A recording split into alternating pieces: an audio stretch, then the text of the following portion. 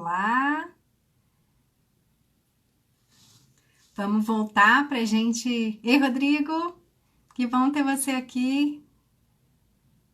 Oi, pessoal, só voltando para a gente fazer as nossas considerações finais. Para a Márcia de volta. Ei, pessoal, obrigada pela participação de vocês. O papo está super legal. E aí, então, por favor, continue. Eu já não sei onde foi que eu parei. Estava falando que acredita, é otimista e que acha que as coisas vão mudar. Estava dando o exemplo dos Estados Unidos com a mudança de modelo. Que esse é o incentivo que a gente precisa, porque se eu ingesto, digo assim, para tudo tem que ter autorização. Esse é um modelo que não precisa tanta auditoria e não precisa tanta autorização, porque os combinados são feitos antes, né? Uhum. E aí se cria uma maior confiança entre as partes, porque de fato eu estou compartilhando do risco. Então, eu sou bem fã desse modelo, e aí eles têm um time, o Oak Street Health é um modelo que vale a pena ser estudado, né? Virou um case da Harvard, inclusive. Eles fazem 3 contatos com o paciente. Se ele não responde, tem um time que vai entender o que aconteceu com esse paciente, que pode, inclusive, fazer em casa. Então, como é que eu faço, de fato, eu cuido do que a gente chama de determinantes sociais da saúde. Eu trato as pessoas conforme o acesso que ela tem a transporte ou não, porque eu entendo assim, a ida no pronto-socorro é muito mais cara do que eu pagar Uber. Então, eu criar esse contexto de saúde que não depende de alguém me autorizar ou depois gerar uma pendência que o paciente tem que pagar, como é o modelo do fee-for-service. Então, a gente está aprendendo muito e eu vejo que os modelos que estão mais bem-sucedidos são aqueles que conseguiram, que não estavam no modelo fee-for-service, porque eles reagem mais rápido. A lógica deles é outra, né? Então, acho que são aprendizados que a gente vai levar para depois. Doutora, eu falei na minha tese, publiquei o artigo da minha tese, foi falando da necessidade de alinhar, de criar um programa de segurança do paciente, isso lá em 2012, mas que mudasse a lógica de pagamento, para a gente poder ter realmente, isso lá, né, quando ainda aqui no Brasil a gente não falava de valor, assim, mas falando de reconhecer os serviços pela qualidade, estimular os serviços pelos seus resultados. E o evento adverso é um resultado negativo, né, da prestação de assistência à saúde.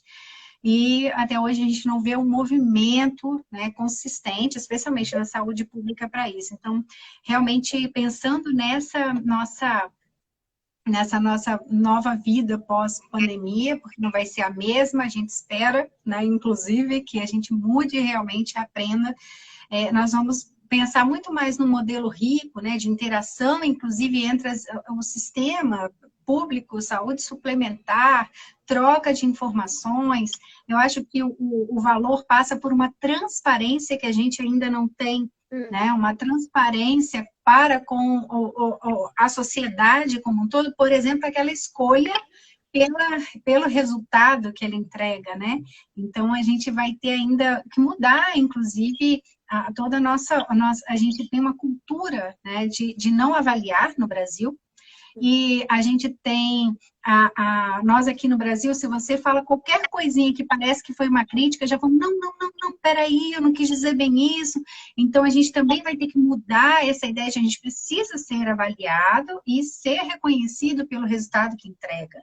Né? Então, acho que é um processo longo, mas passa também por nós, e aí eu falo desde a educação, né, que eu tenho 2 filhas pequenas, e aí a gente fala assim, elas precisam entender que elas não podem tudo, que tem um processo de respeito ao próximo, de não sei o quê. Para isso, para quando chegar na adolescência, e, por exemplo, na universidade, entender o processo crítico de avaliação e tudo, que vai fazer diferença lá na ponta, quando ele, por exemplo, for avaliado ou mal avaliado por um resultado que ele não está entregando, né? E não é porque ele é o fulano ou o ciclano é que vai fazer diferença para a avaliação, né? Isso são coisas que eu acho que no Brasil a gente não coloca muito no jogo, na conversa, mas eu acho que para a gente conseguir trazer toda essa, né, essa lógica nova e facilitar esse fluxo, porque os serviços de saúde são feitos por pessoas, né?